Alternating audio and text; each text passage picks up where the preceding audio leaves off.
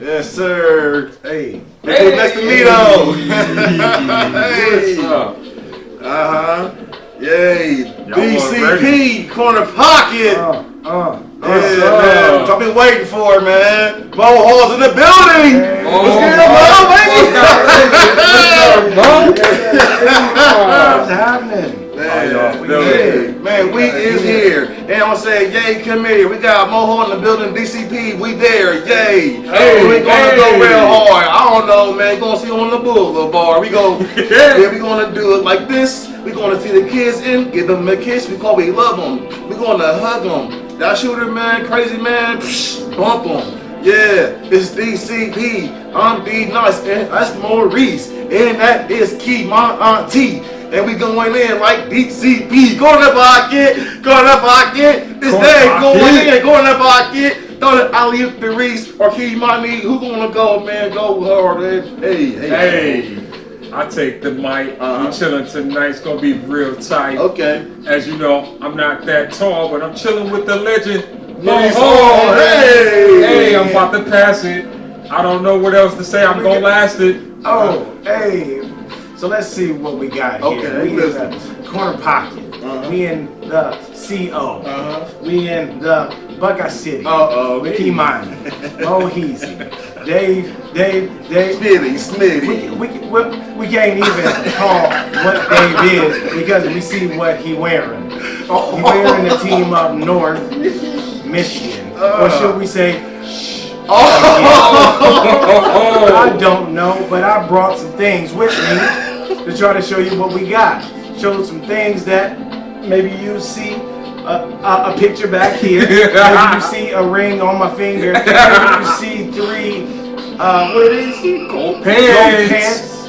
So that may mean that in this whole team atmosphere, I'm truth right now. I'm truth. that my man Jay Smeeze is gonna lead.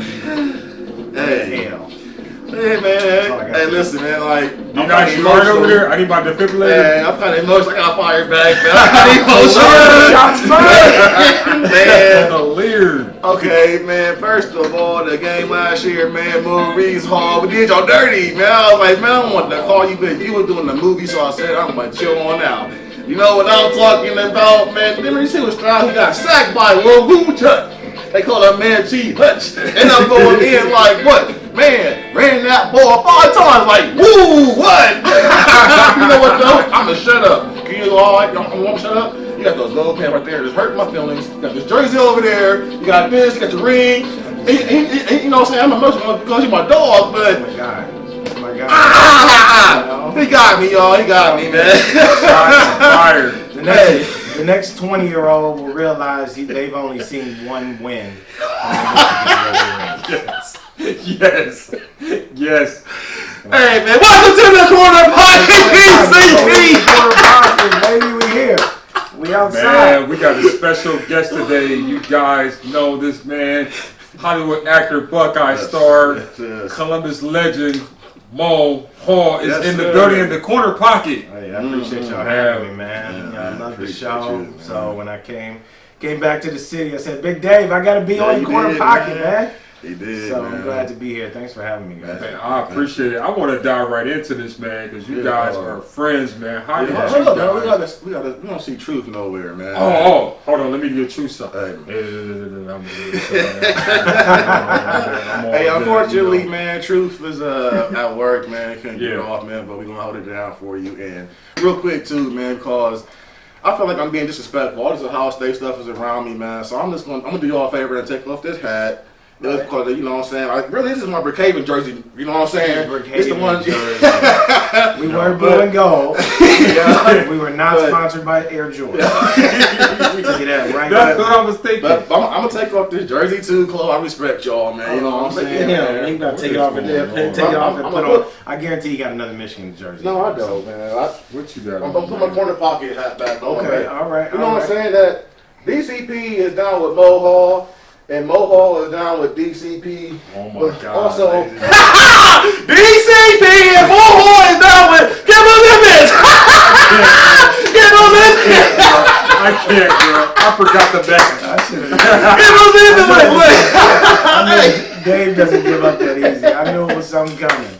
I knew Yeah, it. and look, DCP and Mohawk is good with them. Look at the dog right there. The dog, the paws. I mean, the dog on the bottom. But, I don't even know what's happening right now. Dude, it's out of control.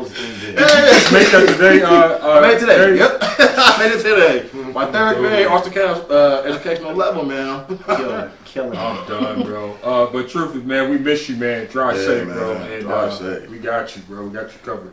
But I want to dive in, man. You guys seem like y'all real good friends. How did you guys first meet, and what formed that Well, first? we all met in it all started in West Philadelphia, born and raised on the playground. No, Dave. So I went to Clinton Middle School. Dave went to Johnson I Park. went to Franklin, dude. Man, I go to Jurassic Park. Okay, Man, it could be maybe better. you Franklin went to was Franklin. So yeah, okay, all right. Dave went to Franklin. Thank you. Great track. And I remember, so Dave and I started out as track arch rivals. Yeah. I was the best track star in middle school on the north side. Yeah. And David was the best on the, what are we calling it? East I side? guess the east side, yeah, On the something like east that. side. So I remember Dave and I had always heard about Dave. I don't know if Dave ever heard about Yeah, me. I did. But I had always heard about Dave. They called him Dave Holmes at that time. Now, his name's Dave Smith now. Same person. Okay? So let's not get confused. But they were like, yo, have you don't know, have you heard about this guy, Dave Holmes? And I'm like, no, I don't know who Dave Holmes is. He's like, he's out here blowing cats out. He's running 10.5s as an 8th grader. Now, that wasn't true. But Dave was out, but they were like, Dave is like one of the fastest track athletes in the nation. That's what they were saying. So I ain't gonna lie to you. At that time, I don't get intimidated often.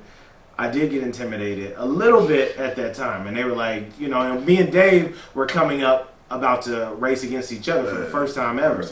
And this was, what was this? It was either 7th or 8th grade. I think it was 7. It was 7th grade. Yeah, you was 7. No, it must have been 8th grade. Yeah, It must have been 8th grade. Yeah, it was. Yeah, it was. And so 8th grade comes, we come to the city final, I guess. So I'm the best in the 100, the 200 in my division, and he's the best in his division. His times are better than mine. So I'm going in, and Dave is already like 6'2" as an 8th grade.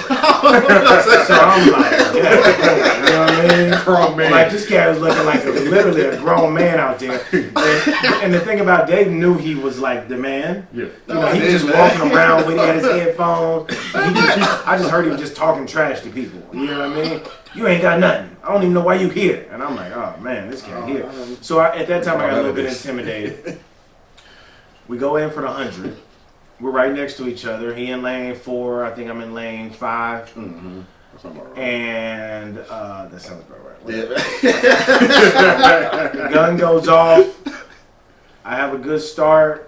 And the next thing I know, Dave is looking at me as he's running past me. No, I didn't look. What are you talking He about? was running like this, and he gave me one of these. I was embarrassed. And I was like, where this coming from? I was like, man, this is disappointing. And then the 200 came. Disappointing. Same thing. Blew me out the water in the 200. And I said, I got to get better. Yeah, I got to get better. Yeah, better game. Jesus. And then, fortunately for us, though, we actually went to the same high school. Man. So 8th grade, we both graduated from our middle school and both ended up going to Brookhaven and becoming really good friends. You know, me and obviously I love Dave's mother, and we used to go to church together, and we became one of the best of friends during that time, and then just kind of kept it going from there, man. Like football wasn't really my sport, man. I was really track and field, man. I only play football just to rock with y'all and everything. Yeah. But like track season, man, I couldn't wait. Especially like we had the 4x1, the dream team. We did. Like we did. you, Barry, and Andrew Lee. Like that was, and the crazy part is because we were the only team that won the 4x1 4 years in a row in the city. Right, so from our freshman year, it was me, Dave, a guy named Marshall. There was Marshall, Sanders, and then it wasn't Barry. No, It was who was the third? That's a good question. I can't remember who the third leg was at the time. But we won the 4x1, and I wasn't part of 4x4, but we won the 4x1. Yeah. And then our sophomore year, That's it was me, Dave, Barry, and Andrew Lee. Yeah. Right? No, that was junior year. That was junior year. But I think sophomore was. It was me, Dave, and Barry. Was it Kenny? Wasn't it? It might have been K-Dub. Yeah. It might have been K-Dub. Yeah. So, Yeah. but we just continued to get better and better and better, and then and then eventually we had 4 really great sprinters, and me, Dave, Barry Maddox, and Andrew Lee, and that was an amazing year. It was. I think I pulled my hamstring. Yeah, so check this out. So in the state, man, like we got third in lane 8. We got and he had a third pull out of hand. lane 8. I just think if he was healthy. If I was healthy, we would have won the state that year. Lane 8? So it's really disappointing, and I blame myself. No. But we were rolling all season. And I think we lost against Middletown. Is that who? Yeah, was it? Middletown and Dayton went doing crazy arms. Yeah, dude, man. crazy arms. That's what we call it. That's what we call it. What was your fastest 100 times, 200 times, and 4x1? 4x1, I think we ran, what was it, like 41-2 or something like that. Yeah. We were moving. We were moving. We was done fast, man. I think my fastest 100, I think I ran a 10.4, I believe. And then 200, it was like a 21-2, 21-3, something like that. People, that's moving. Yeah. That's we were moving. doing all right. We were doing all right. We had a great team, man. And I was telling, one of our former coaches that I talked to yesterday, I was telling him, like, you think back of how much talent we had on just at practice between the boys and the girls, right? So, it was Dave, we had Barry Maddox, we had Andrew Lee, we had Kalila Carpenter, we had Moshe Robinson, we had Courtney Johnson. We had, we just had so much talent on one track team that I don't know how many people can say they had. Kalila was like in her own right. To me, she was one of the best sprinters, high school sprinters I've ever seen in my life, and probably that there ever is. Moshe worked extremely hard and clearly, did well at Texas and then has a gold medal because of what she, her obviously her work ethic, but how great she was as well. So just to see those two on the same team, like you knew, like nobody had a chance. Right. You knew nobody had a chance, regardless of how fast one of their people were. They weren't going to be able to compete with Brookhaven. Jeez, man. So football. When did you start playing football? At what age and what gave you the passion? Like, Yeah, so I started at 10 years old, and I played for NCYA Jets. And and the interesting part is, my first year I played, I ended up getting hit in the back and getting temporarily paralyzed. Really? I did. So someone hit me late. I was out of bounds, and somebody came, hit me in the back, and I fell to the ground, and I lost feeling in my body. Wow. And they called the paramedics, and the ambulance, put me on the stretcher. And my mom was like, "You're never playing football again." I was boo-hooing. I can hear Gloria too. That's all you said. He's not playing that again. And we got to the hospital, and then feelings started coming back, and then and I was good, And fortunately, they let me continue to play, and I played there, and then played for the Falcons, NCYA Falcons, and then played over at Beechcroft. I forgot what the team was called. It was the Seahawks, but I forgot what the league was called. And then obviously went to Brookhaven and had some opportunities there. And opportunities there. What? I used to love this. Like, I don't even care how I was getting there. To be honest with you, man, I just love to see you, man. Just be going in, man. Like, especially that year when it was you and that one dude racing for the Jeff Backus. Yeah, that was Backus from Upper Arlington. That was our senior year, and Upper Arlington was undefeated. And me and Jeff, we were similar type back. I was faster. He was more of like a straight ahead runner, and I could like kind of move a little bit. But both were really fast. He was at Upper Arlington, which was, you're predominantly white school, and I was at Brookhaven, which was predominantly black. So the media played with that, and obviously Upper Arlington, they ended up winning the state championship that year. Wow. And and he ended up actually winning Mr. Football that year. But it was like real close. But the interesting part, and maybe it just happened to happen like that, because if we looked at any years prior to that, they always announced Mr. Football prior to the start of the playoffs. Right. But this year, for some reason, they didn't announce Mr. Football until after Brookhaven lost in the playoffs. I'm just saying. That's true though. I'm just saying. I don't know. I don't know if it was a coincidence or not. But no, Jeff. He had an amazing season. He deserved it. He ran for, I think, 3,000 yards as well, and I think like 45 touchdowns. So he was killing it that year. And they won a state championship, and shout out to them, man. So I got a question to ask you. Let's go. I'm glad we had the pre-talk before everything. The Maurice Hall I've known forever before senior year on what college to go to day was a Florida State Seminole. It was. Peter Ward jersey, Ward down jersey. You already know. I was like, Garnet and gold, baby. He went, had the helmet on and stuff. And I'm showing pictures to everybody on MySpace and Black Planet. MySpace. MySpace. Magic _20. I'm ready too, no? But yeah, man, was Florida State, and then that day when you made a decision, and you said Sim Buckeye. Oh man, you remember that? Yeah, I was crushed. So I'm like, why? I was like, how can you do this to me, Reese? It was so hard, man. It was a hard decision because I grew up a Florida State fan.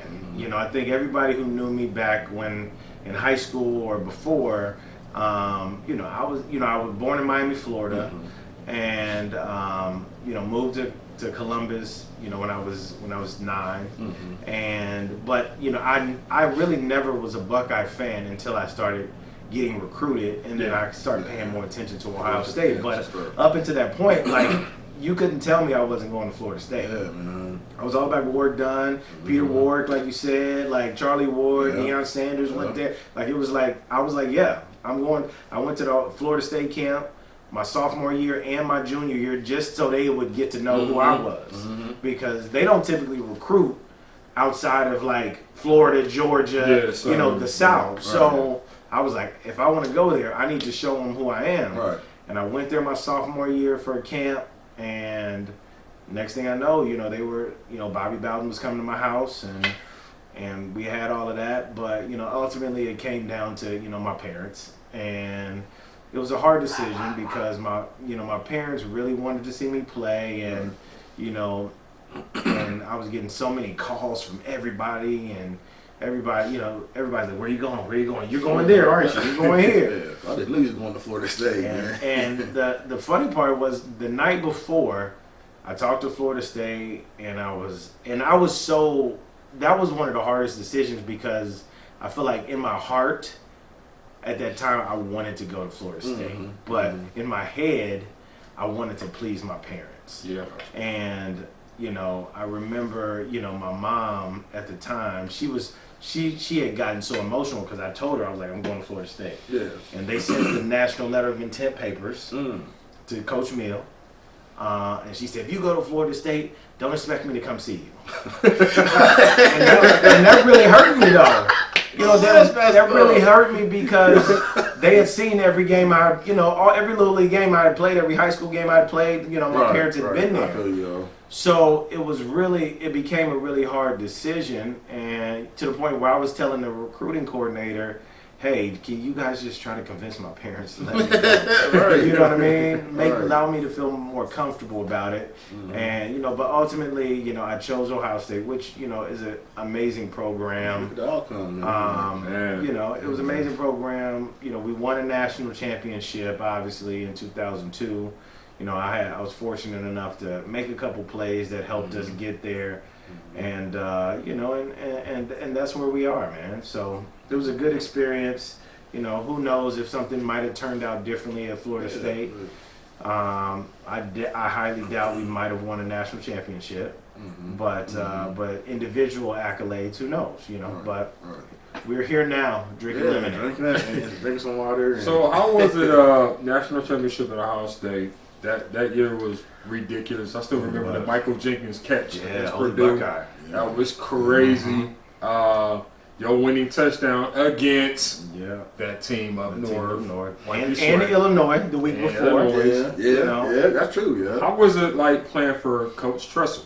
You know, Coach Tress. The thing I love Coach Tress, man, because Coach Tress. There's a lot of coaches out here, you know, especially now, where you know it's about football. And here's the thing, I get it, because college football is a business. Like, as much as we want to try to make college football seem like an amateur sport, these colleges are making millions of dollars off of players, you know, especially the big time schools, the Power 5 schools. So, you know, but the thing I love about Coach Tressel is, you know, it never felt like you were just a football player. You know, it always felt like he was trying to develop you into a better person, you know, a better man, and to do the right things. Because, you know, as a 18-year-old that's going to a school that has 50,000 people and everybody's an Ohio State football fan, everybody wants to talk to you, everybody is looking at you, you know, it was important to have somebody there to let you know, like, hey, yes, people are looking at you, but remember who you are. And that's and regardless of what you see or what situation you're in, make sure you understand that you're still a representation of your family. The name on the back of your jersey says your last name, not your first name. So it's not about you, it's about your family.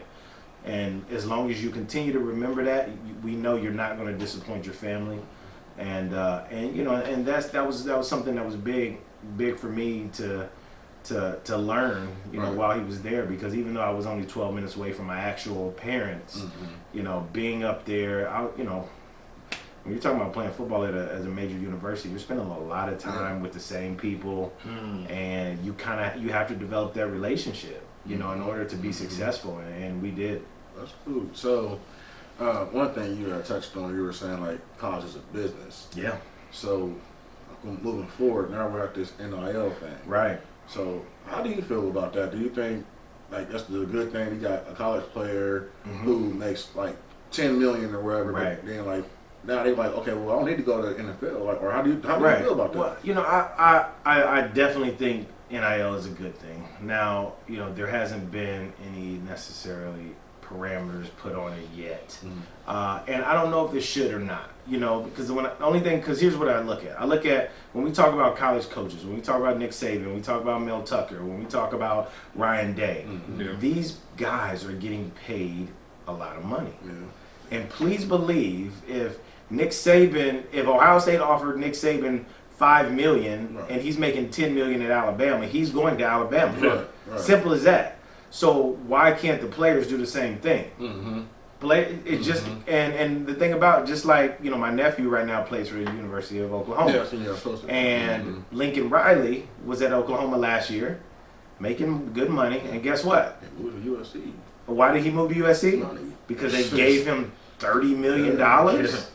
So why can't players do the same thing? And that's we've gotten so used to the mindset of, oh, this is amateur. It's not amateur. These players, when you see commercials about the games coming up, they don't show the football coach. They show C.J. Stroud. They show Jackson Smith and Jingba. Those are so if we're going to promote these players, and we're going to, I don't want to say exploit, but if we're going to market these players as the people to watch on our teams, then they need to be compensated for it. Simple as that. Now, how much? That's up in the air, because, you know, what do you say? You know, someone's brought up to me, they should do a pool, you know, and, you know, maybe you pay C.J. Stroud more than you pay maybe an offensive lineman, but at least everybody gets something. And I'm good with that. That works for me. But, you know, the NIL I don't think anybody realized how big it was going to blow up really that fast. And, you know, with people making $1 million and then they transfer and go somewhere else, and you're like, dang, hold up. Right. You know, but, you know, it is what it is, and I'm sure something's going to come down eventually. But players definitely need to be paid. I say that. Now, how do you feel like, since that's happening in this era, that you guys in your era didn't get a chance to have the NIL? How you think that would have played out? You know, the same way social media would have played out. It would have been a horrible situation. It would have been great. I mean, you know, the guys, you know, nowadays, they have so many opportunities. Just like I said, literally just from social media. You know, you get you get 500,000 followers on social media, which is very easy if you're a big-time football player. Now you got all these companies coming to you just to post something for them, and they're gonna pay you for it. You know, so it's like we didn't have that. We definitely didn't have the NIL. But if we did, I mean, you know, obviously, you know, Maurice Clarett was a big component. You know, like Reggie Bush. Yeah. You know, we're talking about these guys who were amazing players and could have gotten probably millions of dollars. You know, and you know, unfortunately, didn't have those opportunities. Right. Because of a rule that was established by NCAA, and you know now they're benefiting off of our, you know, our success we've had in the past. Yeah. All right, so let's take a shift, like he said. Let's shift over to shift the mood. We're gonna shift to the mood. I love it. So one day I was watching TV, man, flipping channels. You know, minding my business, and it was a TV show I flipped to, man, and like this doctor, I forget the show, man, but his name, but he was limping with a cane. So I'm like, House. Yeah, I'm watching House, man. So, you know, I'm eating a salad too, man. You know, a good salad, had ranch, had croutons, cheese, like, you know, a bit of chicken. It was good, man. And then I see this person walks up, probably a security guard looking dude. So I'm like, yeah, but. Wait a minute. So I have the TV open, I have to rewind. So I rewinded it back like 12 times. I said, So I looked at I by myself watching House, right? Right. So I looked at like over there, like somebody was sitting there, and I'm like, hey, do you see this? Like, that's Marie. Like, oh man. And then like from there, man, seeing you in different shows, man, different good Lifetime movies. Yeah, man. I've been in about 5 or 6 of them. Yeah, man. No, that was like, and even though, so that was what they call a featured extra. So that was when I like literally first moved to LA in 2009, and you know, a lot of people, how they get in the union, they work background as an extra. So an extra basically are the people you see like walking by during the scene, or sometimes you get a featured extra where they actually show the person even though they don't say anything. Right. So I remember that time when I got on the House and I was a security guard, and the character House was talking to me about one of the patients. So they showed me like a close up of me. And it was on the actual like promo of the episode. Man, like, it was so amazing. You know, a lot of people saw it and they were like, "Oh my goodness, this cat made it!" Man. I'm like, "What y'all don't know, I only got paid $137 a day for that." But you know, it was some good exposure from that standpoint, and it made me feel good because you know, when you go out to a place like LA, you don't know anybody to pursue something that you don't know anybody who actually does, right? You know, and as people start showing you love, you know, it feels good, especially when you're out there by yourself. So I appreciated that that love that I got from, you know, just that featured extra roles. Right. Yeah, I want to shift to another show, man. Favorite show of mine, Grey's Anatomy. Major William Allen. Yes, sir. Yes, sir. Like, how was that? Because you had Dr. Owen right in front of you. Right, exactly. It's like, how was that on the set of Grey's Anatomy? Well, you know, I have a special place in my heart for Grey's because Grey's kind of actually got me into acting. Okay. So I was trying to holler at this chick at the time. This was back in, you know, way long. Way back when. You know, maybe in like 2007. I can't remember. Whenever I didn't have a girlfriend. I was trying to holler at this girl, and she was like, the only time I have available is Thursday nights when I watch Grey's Anatomy. So if you want to come on, I'm like, I ain't watching Grey's Anatomy, man. That's a woman show. Right. Every time, you know, that's what I thought. I was like, I don't know any guys that watch Grey's Anatomy. Right. So I went over there because I wanted to hang out with her, and I started watching it with her. and I really started getting into it. And I was like, man, That's a good show. this is a good show. Like, it was starting making me feel some type of way Oh yeah. inside. I'm like, Oh, why am I getting so into this show? So fast forward, like I became an avid Grey's Anatomy watcher. From that moment on, I watched every season. And it was, very special because I had auditioned for Grey's. So 2009, I moved out there, and I can't remember when I actually booked Grey's. It was maybe like 2016 or 17, but I had wanted to be on Grey's. Like, that was the one I really wanted to be on. I think you got to.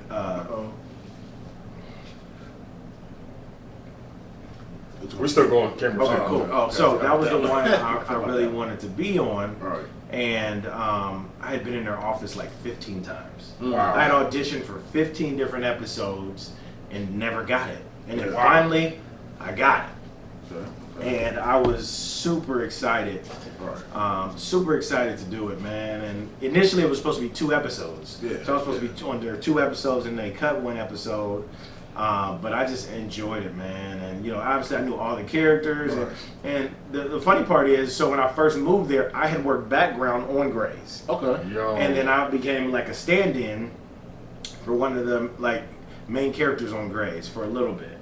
So I had been on the set before, but it was different being on the set as background versus an actual, versus talent. Because they treat you a lot different. It's like, all right, go over there in the corner. When you're actually talent, they like, what can I get you? You need any snacks? Have your own trailer. So, but no, it was a great experience, man, and it was funny because obviously Major William Allen, and I played with a guy named Will Allen at Ohio State, so it was interesting. It was funny that happened, but I really enjoyed it. Everybody was super nice. They're a well-oiled machine over there. They've been going for 20 years now, and that was a special one. Yeah. No, I wasn't really a fan of Grey's Anatomy. I was thinking the same thing. Yeah. But then my wife one day was watching it. She's been watching it. And it was that showed the episode when the plane that crashed. Yeah, That's the one that got me, man. Like, oh my, Lexi died, Lexi bro. died. Yeah, man. Sloan died. That was devastating. I still feel some type of way about Derek Shepherd dying. Yes. I still feel some type of way. Right. Like, Right. it still hits me like, dang, man. They gonna let McDreamy die?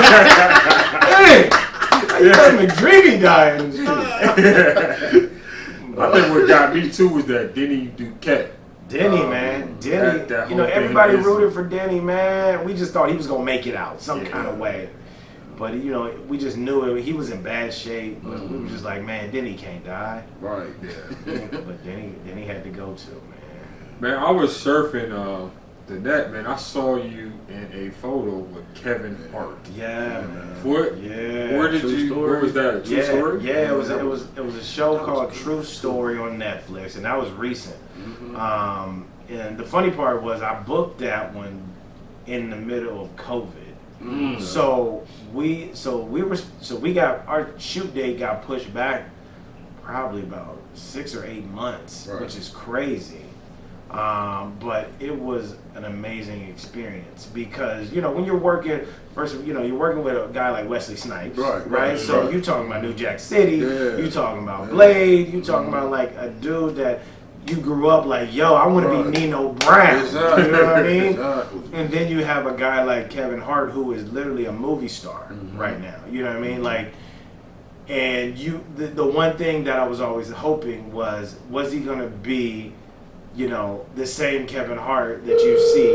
Oh no! Nice. Oh no! I'm so sorry about that. Somebody's That calling. was loud, huh? It was very Oh, loud. playing What's around. going on? What is going on? Dave, what's Oh, I'm going so on sorry, over here, man. buddy? No, that must have been the Michigan Oh call. man, see.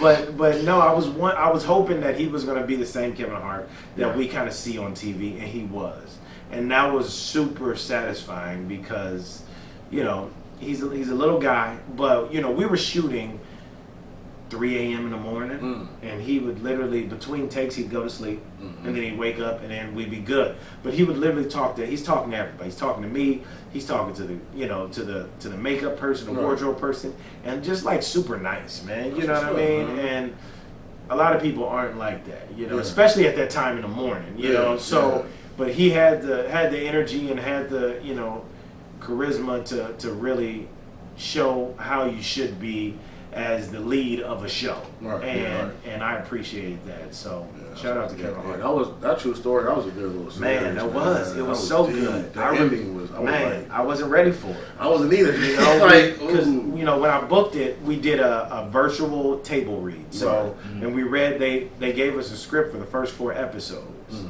And I was like, oh man, this is gonna be good. And I was really wondering how it was gonna end because they didn't tell us the last 4 episodes. If you haven't seen it, go check it. Man, you should definitely check out True Story. Check out True Story on Netflix. Kevin Hart, Wesley Snipes, and Maurice Hall. Don't forget about Maurice Hall. Yeah, episode 2, baby. Check it out. I want to make another shift, Dave. You know, we're unpredictable. I want to go back to the football thing, not to rub anything in your face, Dave. What is that Michigan preparation week like? What is the mindset? What goes into Well, you know, the thing about it, and, you know, when Coach Tressel got hired. Get it all in, keys. Get it all in. When Coach Tressel got hired, you know, that was a main priority, I believe, for hiring him. Because, you know, when he walked out on the basketball floor and gave the first speech of, "You're going to be proud in however many days," when we played that team up north, everybody went crazy and the pressure became on us. And from that point on, you know, every day we had a clock that counted down to the first game of the season. We had a clock that counted down to Michigan. So we saw that clock every day. And we always ran additional sprints every practice just for Michigan. And then once Michigan week comes, they shut down the media. No media can come to this facility. No, we don't. You know, sometimes we have fans outside of the of the facility asking for autographs or pictures or whatever. They shut that down, and it's total focus. They put newspaper articles from past Michigan games or when somebody said something all over the facility. You can't go anywhere in the bathroom, the locker room, anywhere in the facility. You're going to see something that has to do with how Michigan feels about us. And you just get that ingrained in your head that whole week. And I think that's why we've been so successful, you know. And it's kind of started, the train started with Coach Tressel when we beat him in 2001. Then we won in 2002. And then we lost in 2003. You know, David Terrell and smashed us, you know, at home, you know. And then 2004 we did win again. And then who knows when they actually won again. So I lost track. We beat y'all with Shoelace. Shoelace. Come on, Norman Robinson. What was man. that was like 09 maybe. So we went on a streak of maybe like 5 or 6 years in a row. Yeah. And then they won again, and then we went on a streak of like maybe another 5 or 6 or 7 years in a row. So I mean, they were due, I guess, is that we want to say. But yeah, it was, you know, it's a great experience. You know, I think it's the best rivalry in the country. It is. And, you know, thankfully, Michigan is taking it serious now. Because I feel like they weren't at a time. And that's no shade. But I feel like because Michigan had been beating us so much, like, for them, it wasn't really like, it wasn't their game. They looked at Michigan State. We looked at Michigan, and they looked at Michigan State. They weren't really focused on us because they were like, you know, we always beat Ohio State until we just start winning. And then they was like, okay, well, now it's costing coaches jobs. So now we need to really probably focus on this thing, you know. And the interesting part, I think Coach Harbaugh, if he doesn't beat Ohio State last year, he gets fired. He's gone. Yeah, he was He gets fired. Yeah, he was definitely You know, fired. so it was a do or die for him for sure. He saved his And you know, saved it for sure. So, yeah, man. Cause I got to change the subject, man. Cause why you keep you switching up, though, bro? Oh, you my brother, man. But you is killing me right now. Don't touch me, man. Why you keep switching it up, man? Sheesh. Okay, nah, man. You know, All right, so let me ask you this question, man. So, I hate to ask it, but tell me. This play right here. Yes. Yes, I sir. see it, man. Oh yeah, that's Everybody remembers that play. This play, I think I shed about a few tears, Oh but man, that was crazy. after everything was said and done, right? You sit there one day, but I should call Dave. I was hoping he'd never call me, man. I was like, I promise to God, he called me, man. That is hilarious. I was like, man, he better Yeah, not I wasn't call gonna me. do you like that, Dave. What was going through your mind on that play Right, when right. you saw the pylon? So the interesting part was that whole season from the first game, we ran that play in practice as the last play of every practice. Mhm. We always ran it. I was the guy who ran it, Right. and everybody kind of didn't take it seriously because it was like Ohio State doesn't run option. Right. Right, like, we don't do it. Yeah, You know, so it was like, what are we doing? Why are we keep running this play? Mhm. You know, just to practice because we felt like, you know, Coach Trussell was always doing like he was even the play before I scored was an out and up with Reese.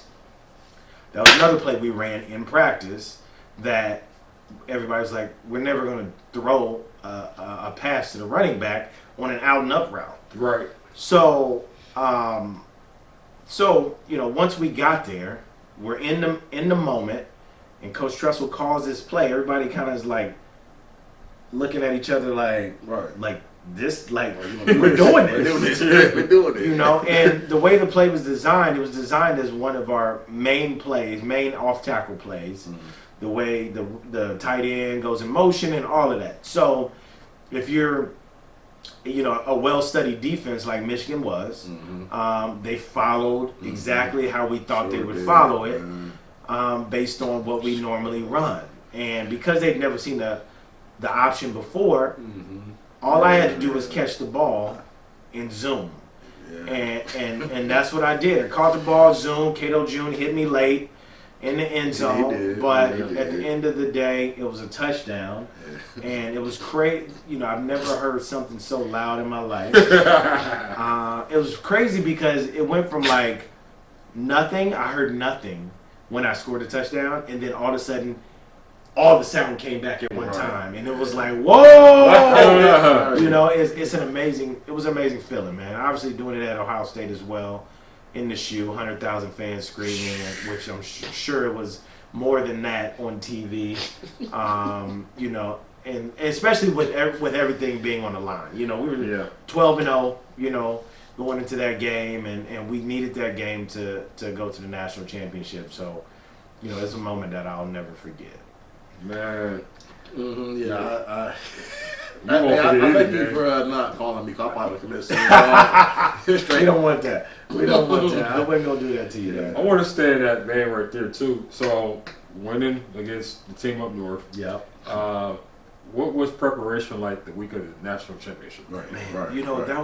that was an interesting week because one, nobody gave us a chance. Right. Yeah. Like That's nobody true. thought we would even have a chance. Like I don't remember what the the scale was, but I think they had us losing by like 2 touchdowns. They did 14 points. Yeah, I think they had us losing by like 2 touchdowns, so they weren't even giving us a chance to play Right. on the field. And granted, fair enough, on paper, Miami, They was stacked. come on. Yeah, Like, yeah. if you name Yeah. everybody that they had, Like, Willis Dorsey, McGahee, Frank Gore, Yeah. Ken Dorsey, Yeah, like, Andre Jesus. Johnson, Kelly Vilma. Winslow, Yeah, they Sean had- they Taylor, were stacked, man. Jonathan Vilma, like, Mhm. who don't they have? Right, that was stacked. So, you know, They had Kellen Winslow on tight end too. right? Yeah. Yeah, man. so on paper, they had the best team in America. Mhm. And we had a really good team Right. who just never gave up. Yeah. And, you know, we went through our normal, routine, Mhm. but we just kind of stayed close to each other and just kept believing, man. Yeah. We knew, and the things we worked on the small things, like the small things, finishing the drill, for example. It was like run through the line. It's so easy to pull up as you're getting close to the line, and we just made sure everybody was committed to, being the best, to giving everything they had for that game, and which is what we needed. Obviously going into double overtime. It was a game. It was hard fought. The last call was late. Yeah. I think it was the right call, but it was late. Yeah. And fortunately enough, we were able to pull it out, and it was an experience, man. Being over in Tempe, Arizona, we had so many. It felt like a home game. How many Buckeye fans came? Buckeye fans travel. Oh, they coming to support. They coming to support, and it was such a great experience. The only part that I regret was taking the ball out of the end zone from 9 yards back. Mm-hmm. Because after that, the coach said, "Sit on the sideline." And they had I thought we had a lot of plans for me to play in that game, and I didn't get a chance to play as much as I wanted because I got excited. You know what I mean? Like, you got kicked off return, it's national champ. What you mean? I'm trying to take this to the house. Exactly. And then I get caught on like the 8-yard line. I'm like, oh my god. But the experience nevertheless was still great, and we got this ring. That's one of the rings we got, and and we went to, we won that. There you are. I'm under crying. The hate is real. I can't say nothing about it, man. No, I deserve this, man. Because you are shutting me up right now. All Buckeye fans who hate me, the Michigan fan is loving this. I'm loving it. I've been waiting for this day on the corner pocket to shut him up a little, man. Man. That's all I love, though. So, what's next on the horizon for you? What's some goals? What's next coming? So, I got a couple things, man. So, I'm also a writer, writer and director, and I've got about 15 projects. One in particular that is the closest to my heart, that I'm closest to getting made, which is called The Seed. And it's actually based off a book that my dad wrote called Contaminated Seed. Okay. And the movie's based on my parents' life. It's based on my dad growing up in the projects in Memphis, Tennessee, and never meeting his biological father. And then his stepfather, who was in the house, was abusive, verbally and physically, to his mother. Was an alcoholic, womanizer, and my dad grew up saying, "I'm never going to be like either one of those men."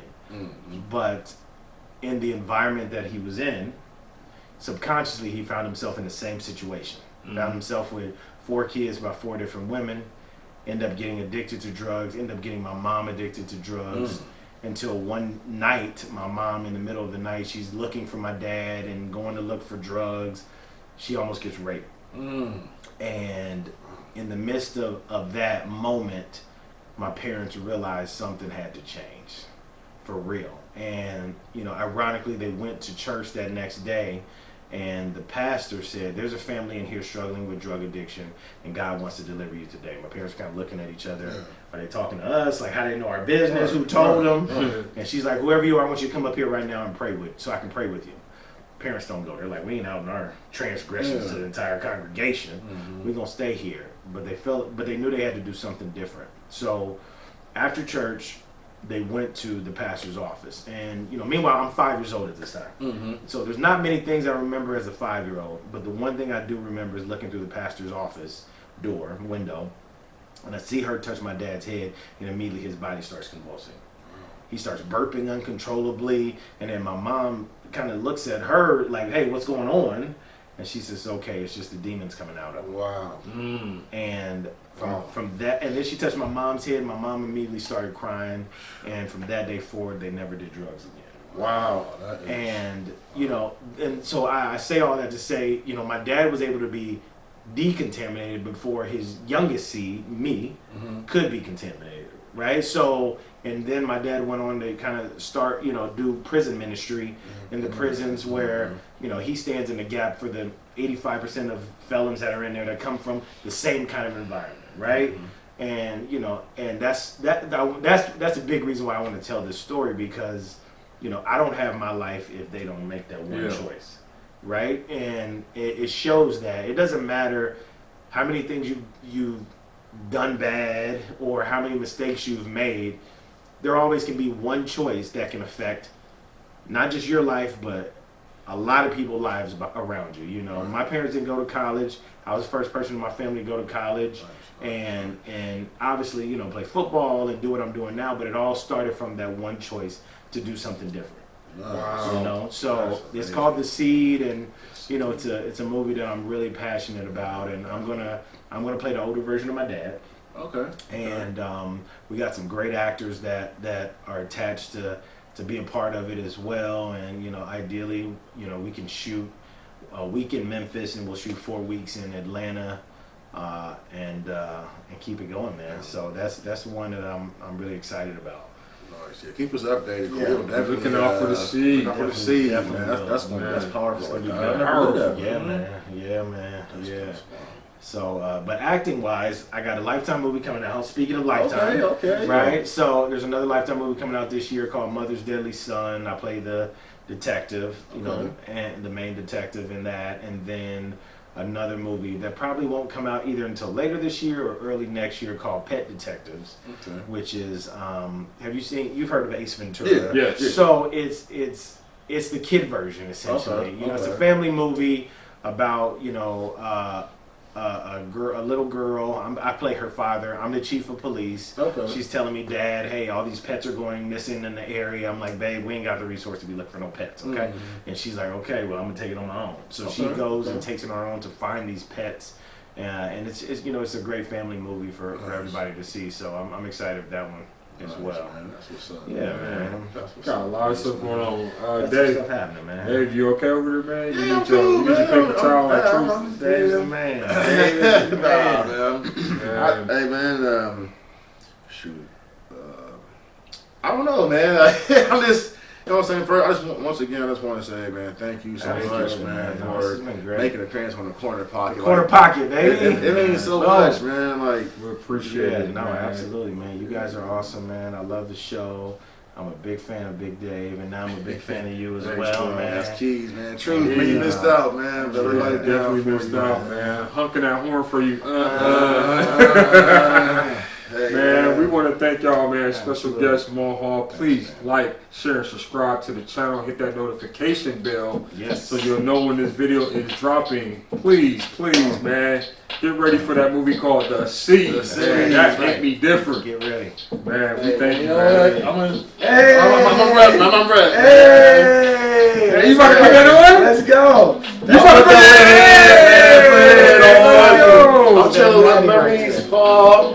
Hey, Big fast. So all y'all Buckeye fans, go ahead and screenshot this real fast. Hurry up and screenshot it. Man, hurry up and screenshot You it. got him. I'm Yeah. about to puke, man. I'm looking like a joke, like, oh man, That's what I'm Reese talking came about in right with the there. daggone gold pants, and I was all mad that he wanted to do my dance. And he said, "Come on, do this wisdom ring." I'm like, he gonna like ding, ding, ding, like I didn't hear that thing. That's all right, though. Reese Hall, man, at the corner pocket show. They get you in a Buckeye jersey, bro. It's crazy. groundbreaking. I won a championship jersey, man. So, man. That's it. So y'all better screenshot that fast. Man, I took a screenshot. It's gonna be Love in you, the man. video. Love you, man. Yes, sir, man. Appreciate you, Mo. For sure, man. Hey, man. Hey, check this out, man. DCP, I told y'all we had that fire, man. I told y'all. DCP, Hey, they don't do it with me, so I say DCP, the corner pocket, don't mean 8 ball. Boop, boop, boop, boop. Okay, ready? DCP, the corner pocket, that don't mean 8 ball. Oh, okay. Got it. I'm going to DCP. I got on Look at you. Yeah, man. So it's D&J's Tees Inc. Man, Joe Bettis' brother. Oh, really? Did it for me, yeah. Oh, nice. Yeah. Hey, y'all ready? Yeah. 1, 2, 3, go. DCP, the corner pocket, don't mean the 8 ball. Boo, boo, boo, boo. Hey! Let's go.